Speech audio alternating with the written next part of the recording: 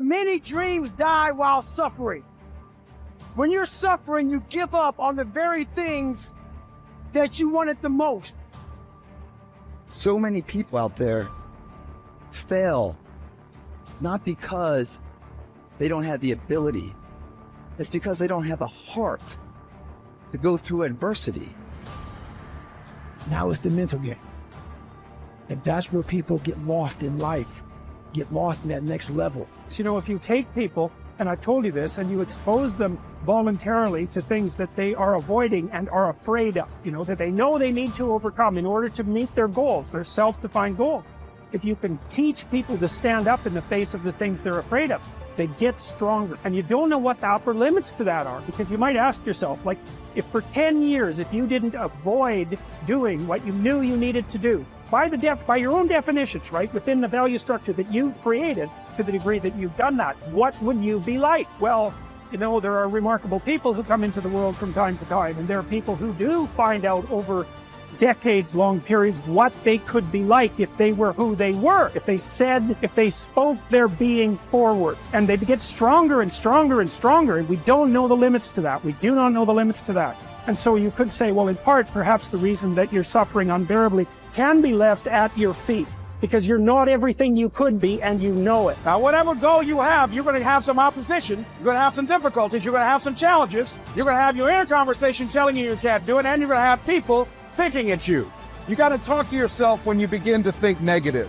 I don't think I can do that, Les. You can. Why don't you just test yourself? Why don't you stretch, Les? Come on, man. When you start seeing yourself thinking something negative, stop it right quick. Stop yourself. Catch yourselves. When you find yourself getting negative with people that you have allowed to push your buttons, when you find yourself becoming negative about what's happening to you, you've got to affirm to yourself in the process, hey, no. I can make. There's some way this can happen for me. As you start believing that you are worthy of good things supposed to happen to you, you develop a sense of entitlement. Good things supposed to happen to me. Working on yourself, watching that inner dialogue, it will determine the quality of your life. You chase something that you believe you deserve until you get it. And it doesn't matter what happens to you. It doesn't matter how many times you get fired. It doesn't matter how many people don't believe in you. Just go until you get it. Because if you're willing to go through all the battling you got to go through to get to where you want to get, who's got the right to stop you? Nobody. It's your right to listen to your gut. It ain't nobody's right to say no. And you earn the right to be where you want to be and do what you want to do. If you do what is easy, your life will be hard. But if you do what is hard, keep coming back again and again and again. Get up, dressed every day, knowing some way, somehow, with a spirit of expectation, I can do this. If you do that over and over and over again, your life will be easy. I think that there is a biological imperative hardwired into the brain that you must do hard things in order to feel good about yourself. And when I think about it from an evolutionary standpoint, and this is why I think rich kids implode, you just never had to do hard things. From an evolutionary perspective, I think it was just so hard to stay alive. Like for millions of years, it really was red in tooth and claw. Like to stay alive, you were kill or be killed. You were hunting, gathering, fighting other tribes. I mean, just crazy.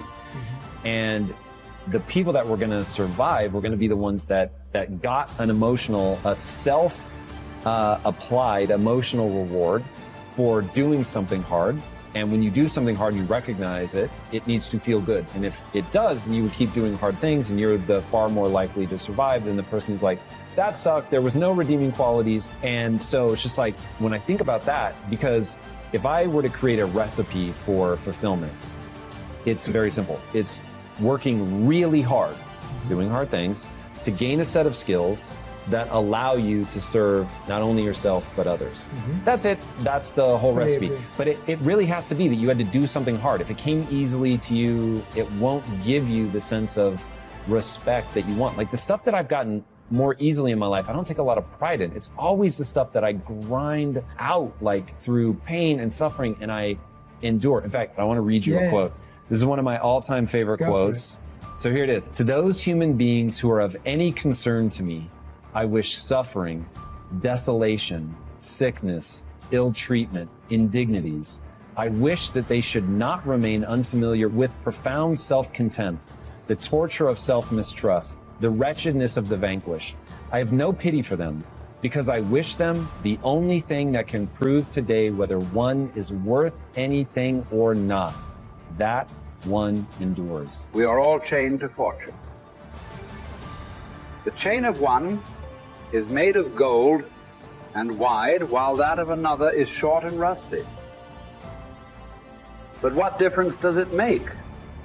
The same prison surrounds all of us, and even those who have bound others are bound themselves, unless perchance you think that a chain on the left side is lighter. Honors bind one man, wealth another.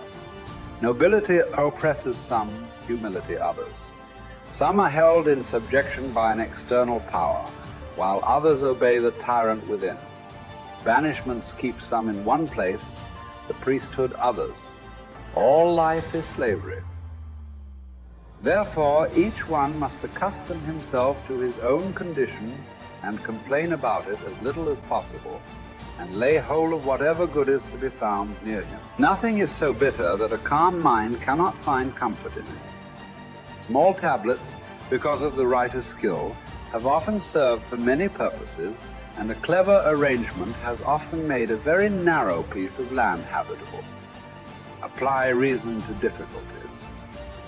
Harsh circumstances can be softened, narrow limits can be widened, and burdensome things can be made to press less severely on those who bear them cleverly. We are emotional creatures. We all study, like you're talking about it, using your brain. You're such a smart person. I love you dearly. And you analyze it all. But your effing brain isn't going to do shit. What's going to do it is enough emotion. Well, emotion is the power. Emotion is what starts wars. It's what ends wars. Emotion is what gets you married. Emotion is where kids comes from. Divorce is where emotion comes from. Everything that you can think of a major change in humanity, from the most extreme of war to the most gentle of love, all come from human emotion. So it's the mix of emotion. It's like knowing what you want and having the right fuel to get there. And if the fuel has no combustion, you're just bored, you're not going anywhere. If the fuel is total trauma and I'm overwhelmed, you just blow up and go nowhere. There's that delicate balance, and I've learned over the years how to help people find that balance. I would ask you to consider something. Please. What you just said is absolutely true. I know you really well, and you know how much I respect and love you personally. And what you've accomplished in your life is extraordinary. What you're continuing to accomplish is extraordinary. But there's an emotional inflection that made you use those things in those moments. It wasn't just those understandings. The emotion made you find the answers, brother. And then you have a really smart mind. You found the answers, figured out how to use it. But there were inflection moments that made you do it. There's a reason why you left your company after building it to $1 billion. It wasn't intellectual, it's emotions. But you have developed your mind so much, it's like your right arm, your bicep is really strong. Your left one, not quite as much. And I'm inviting you to consider that your left one is your more powerful one, and you've used it in key moments. But it's very protective to use the mind, because we're all afraid to feel a little too much. So the more I can understand it, I put it out here, I can analyze it, I don't have to be in it. But the truth is, where the real impact is when there's enough emotion that gets you to apply the things that you understand intellectually, right? Or find the answer that you didn't even have the answers. You found the answers intellectually because the emotion drove you. So it's really studying what creates that emotion that makes the difference in anybody's life. That's where everything begins and ends, is with emotion. And yet our society is all about up here. In Chinese medicine, it's all about the heart, right? That's considered the center. Right? In America, we think it's the brain. When you first are born, your heart starts beating. That's how we know you're alive. And there is no brain yet. I mean, this literally is the initial sense of intelligence. That's why, for thousands of years, even poets have talked about the power of the heart. Well, the heart has tremendous power, and there's a biochemical connection between the brain and the heart that I know you know about. And learning how to use that is where you create more lasting change. When I was understanding it all, I was good. When I learned how to move people, I got great at what I was doing.